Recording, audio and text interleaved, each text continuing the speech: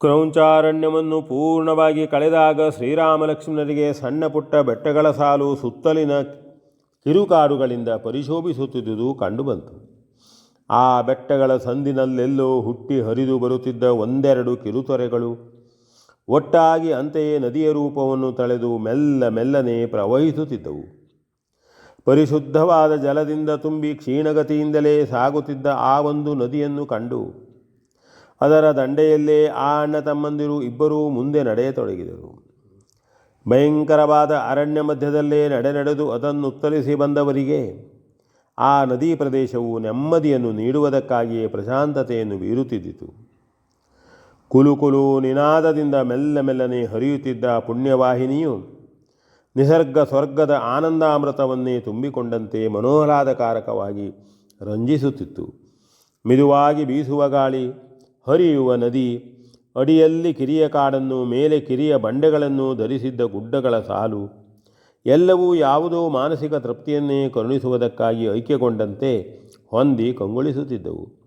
ಹಿಂದಿನ ರಾತ್ರಿಯಲ್ಲೋ ಕಾಡಿನ ಮರದಡಿಯಲ್ಲಿ ಮಲಗಿ ನಿದ್ರಿಸಿ ಮುಂಜಾನೆ ಎದ್ದು ಬಂದಿದ್ದ ಶ್ರೀರಾಮ ಲಕ್ಷ್ಮಣರು ಬಿಸಿಲುರಿಯು ಪ್ರಖರವಾಗುವ ಹೊತ್ತಿಗೆ ಸರಿಯಾಗಿ ಸ್ಪರ್ಶ ಮಾತ್ರದಿಂದಲೇ ದಣಿವನ್ನಾರಿಸಿ ಆಹ್ಲಾದವನ್ನು ಕರುಣಿಸುವ ಆ ಪುಣ್ಯ ಪ್ರದೇಶದಲ್ಲಿ ಸಂಚರಿಸತೊಡಗಿದರು. ಯಾವುದೋ ಸ್ವಪ್ನಗೋಚರವಾಗಿದ್ದ ಪುಣ್ಯಕ್ಷೇತ್ರದಲ್ಲೇ ಅಲೆದಾಡುವಷ್ಟು ತನ್ಮಯತೆಯಿಂದ ಅವರಿಬ್ಬರೂ ಕೆಲವು ದೂರ ನಡೆದರು. ಅಷ್ಟರಲ್ಲಿ ಸ್ವಲ್ಪವೇ ದೂರದಲ್ಲೊಂದು ಕಡೆ ಯಾವುದೋ ಪುಣ್ಯಾಶ್ರಮವೊಂದು ಅವರಿಗೆ ಗೋಚರಿಸಿತು. ಕಂಡಿದ್ದ ಆ ಆಶ್ರಮವನ್ನೇ ಗುರಿಯಾಗಿಟ್ಟುಕೊಂಡು ಅದನ್ನೇ ದೃಷ್ಟಿಸಿಕೊಂಡು ಅತ್ತೆ ನಡೆದರೆ ಶ್ರೀರಾಮ ಲಕ್ಷ್ಮಣರಿಗೆ ಬಳಲಿಯೇ ಬಂದಿದ್ದ ತಮ್ಮ ಆ ಶ್ರಮವೆಲ್ಲವೂ ತಾನಾಗಿ ಮರೆಯಬಹುದಾದಂತೆಯೇ ಕಂಡಿತು. ಜೀರ್ಣವಾದ ಪರ್ಣಶಾಲೆಯೊಂದು, ಅದರ ಸುತ್ತಲೂ ಹೂ ಮಿಡಿ ಹಣ್ಣುಗಳನ್ನು ಹೊತ್ತಿರುವ ಸಣ್ಣ ದೊಡ್ಡ ಮರಗಳು, ಹೂ ಬಿಟ್ಟ ಬಳ್ಳಿಗಳನ್ನೇ ಮೈಯೆಲ್ಲ ಮೆತ್ತಿಕೊಂಡು ಫಲಭಾರದಿಂದ ನೆಲದವರೆಗೂ ಬಗ್ಗಿದ ರೆಂಬೆಗಳುಳ್ಳ ವೃಕ್ಷಗಳು, ಕಿರಿದು ದೂರದಲ್ಲೊಂದು ಯಜ್ಞಕುಂಡ, ಆ ಬಳಿಯೇ ದೊಡ್ಡದಲ್ಲದಿದ್ದರೂ ಚಿಕ್ಕದಲ್ಲದ ಒಂದು ತಟಾಕ, ಅದರಲ್ಲಿ ತುಂಬಿರುವ ಸ್ವಚ್ಛವಾದ ನೀರು ಎಲ್ಲವೂ ಇದ್ದು ಒಟ್ಟಿನಲ್ಲಿ ಸಾತ್ವಿಕತೆಯೇ ಕ್ಷೇತ್ರ ರೂಪವನ್ನು ತಳೆದು ನಿಂತಂತೆ ಆ ಪುಣ್ಯಾಶ್ರಮದ ವಲಯವು ಪರಿಶೋಭಿಸುತ್ತಿತ್ತು. ನೋಡಿ ನಿಂತಲ್ಲಿಯೇ ನಿಂತು ಶ್ರೀರಾಮನು ಒಮ್ಮೆ ಆ ಪ್ರದೇಶಕ್ಕೆ ಕೈಮುಗಿದು ಆ ಕುಟೀರದ ತೀರಾ ಸಮೀಪಕ್ಕೆ ನಡೆದನು. ಲಕ್ಷ್ಮಣನು ಒತ್ತಿನಲ್ಲೇ ಇದ್ದನು. ಅಲ್ಲಿ ಬೀಳುವ ಸೂರ್ಯಕಿರಣವು ಮಧ್ಯಾಹ್ನದಲ್ಲೇ ಆದರೂ ತೀಕ್ಷ್ಣತೆಯನ್ನು ತಳೆಯಲಾರದೆಂಬಷ್ಟು ಶಾಂತವಾಗಿದ್ದಿತ್ತು ಆ ಪ್ರಾಕೃತಿಕ ಸಂಪತ್ತು. ಪರ್ಣಶಾಲೆಯ ಮುಂಭಾಗದಲ್ಲಿ ಉದ್ದವಾಗಿ ಕಾಲುಗಳನ್ನು ನೀಡಿ ಒಂದರ ಮೇಲೊಂದನ್ನು ಹೇರಿ ಕೈಯೆರಡನ್ನೂ ನೆಲದಲ್ಲೂರಿ ಎವೆ ಇಕ್ಕದೆಯೇ ಏನನ್ನೋ ನೋಡುವಂತೆ ನೋಡುತ್ತಿದ್ದ ಅತ್ಯಂತ ಜೀರ್ಣ ಶರೀರೆಯೂ ತೇಜಸ್ವಿನಿಯೂ ಆಗಿದ್ದ ವೃದ್ಧೆಯೊಬ್ಬಳು ಕುಳಿತಿದ್ದಳು. ಆಕೆಯ ಜಡವಾದ ದೇಹಭಾರವನ್ನು ಬೇಕಾದಾಗ ಆಧರಿಸಿ ಹೊರಬಲ್ಲ ಊರುಗೋಲೊಂದು ನಿತ್ಯದ ಒಡನಾಡಿ ಎಂಬಂತೆ ಬಳಿಯಲ್ಲಿಯೇ ಸ್ಥಾನವನ್ನು ಪಡೆದಿದ್ದಿತು. ಪರ್ಣಮಂದಿರದ ಮಾಡಿ ನಡೆಯಿಂದ ನೇರಾಗಿ ಬಿದ್ದ ಒಂದೆರಡು ಸೂರ್ಯಕಿರಣಗಳು ಮಾತ್ರ ಆ ವೃದ್ಧೆಯ ಮೇಲ್ಮೇಲೆಯೇ ವಿಶ್ರಾಂತಿಯನ್ನು ಪಡೆಯುತ್ತಿದ್ದವು. ಅಂತೆಯೇ ಆಕೆಯು ಧರಿಸಿದ್ದ ಶತಚ್ಛಿದ್ರವಾದ ನಾರುಡಿಯ ಎಡೆಯಿಂದ ನೆಲದ ಮೇಲಲ್ಲಿ ಹೊಳೆಯುವ ಅಬ್ರಕದಂತೆ ಅವಳ ಮೈಯ ತೇಜವು ಮಿನುಗುತ್ತಿದ್ದಿತು. ಶುದ್ಧವಾದ ಸ್ಫಟಿಕದ ಸರಗಳನ್ನೇ ಇಳಿಯಬಿಟ್ಟಂತೆ ಜಡೆಗೊಂಡಿದ್ದ ಆಕೆಯ ಕೇಶಪಾಶವು ಅವಳ ಹೆಗಲ ಮೇಲಲ್ಲಿ ಮುತ್ತು ಸುರಿದಿಟ್ಟಂತೆ ಶೋಭಿಸುತ್ತಿತ್ತು. ಮೈಯ ಕಾಂತಿಯೆಲ್ಲವೂ ಮೇಲೇರಿ ಜ್ಯೋತಿರ್ಬಿಂಬಗಳಂತೆ ಹೊಳೆಯುವ ಕಣ್ಣುಗಳೆರಡೂ ಮನಸ್ಸಿನ ಕುತೂಹಲದ ಉದ್ವೇಗವನ್ನೇ ಹೊರಸೂಸುವಂತೆ ಪ್ರಕಾಶಿಸುತ್ತಿದ್ದವು. ನೋಡುವ ದೃಷ್ಟಿಯು ಇನ್ನೂ ಕಾಣದುದನ್ನು ಕಾಣುವುದಕ್ಕಾಗಿಯೋ ಎಂಬಂತೆ ಅನಿಮಿಷವಾಗಿತ್ತು.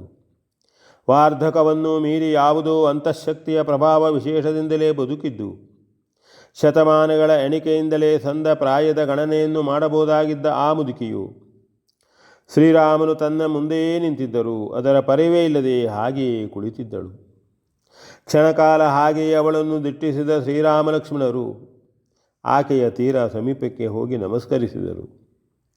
ತಾನೇ ವಂದಿಸಿದ್ದಲ್ಲದೆ ಎಂದು ವಂದಿಸಿಕೊಂಡಿರದ ಆ ಸಾಧ್ವಿಯು ಅತ್ಯಾಶ್ಚರ್ಯದಿಂದ ಅವರಿಬ್ಬರನ್ನು ತಳುಕಿಸಿ ಆಧರಿಸಿದಳು. ಆದರೆ ಇವರಾರು ಎಂಬ ಆಶ್ಚರ್ಯವೇ ತುಸು ಹೊತ್ತು ಆಕೆಯನ್ನು ಮಾತಾಡಲು ತಡೆದಿದ್ದಿತಾದರೂ ಮತ್ತು ನಿಂತೇ ಇದ್ದ ಇವರನ್ನು ಕುಳಿತುಕೊಳ್ಳಲು ಹೇಳಿ ಅವರ ಪರಿಚಯವನ್ನು ಯೋಗಕ್ಷೇಮವನ್ನು ವಿಚಾರಿಸಿದಳು. ಆಗ ಶ್ರೀರಾಮನು ತಮ್ಮ ವೃತ್ತಾಂತವನ್ನು ವಿವರವಾಗಿ ತಿಳಿಸಿದನು. ಅದನ್ನು ಕೇಳಿದ ಆ ವೃದ್ಧೆಯು ಕುಳಿತಲ್ಲಿಂದಲೇ ಸ್ಮೃತಿ ತಪ್ಪಿ ಬಿದ್ದವಳಂತೆ ಶ್ರೀರಾಮನ ಪಾದಗಳ ಮೇಲೆ ಬಿದ್ದು ಬಿಟ್ಟಳು. ಶ್ರೀರಾಮನು ಅವಳನ್ನು ಹಿಡಿದೆತ್ತಿ, ಶಬರಿ, ನಿನ್ನ ತಪಸ್ಸು ಚೆನ್ನಾಗಿ ನಡೆಯುತ್ತಿದೆಯೇ? ನೀನು ಚೆನ್ನಾಗಿರುವೆಯಾ? ಕಬಂದನು ಇನ್ನೂ ನೀನು ನನ್ನನ್ನೇ ಕಾಯುತ್ತಿರುವೆಂದು ತಿಳಿಸಿದನು. ಅಂತೆಯೇ ಕಾಡನ್ನು ಸುತ್ತುವ ನಾವು ಇಲ್ಲಿಗೆ ಬಂದೆವು ಎಂದು ನುಡಿದನು. ಆನಂದಾತಿಶಯದಿಂದ ಸಾಬರಿಸಿಕೊಂಡು ಶಬರಿಯು, ಓ ದಯಾಮಯನೇ, ನಿನ್ನ ದರ್ಶನವೇ ನನ್ನ ತಪಸ್ಸಿನ ಗುರಿಯು. ಅದಕ್ಕಾಗಿಯೇ ಜೀರ್ಣವಾದ ಈ ಗೂಡಿನಲ್ಲಿ ಪಕ್ಷಿಯು ಇನ್ನೂ ಉಳಿದಿದೆ.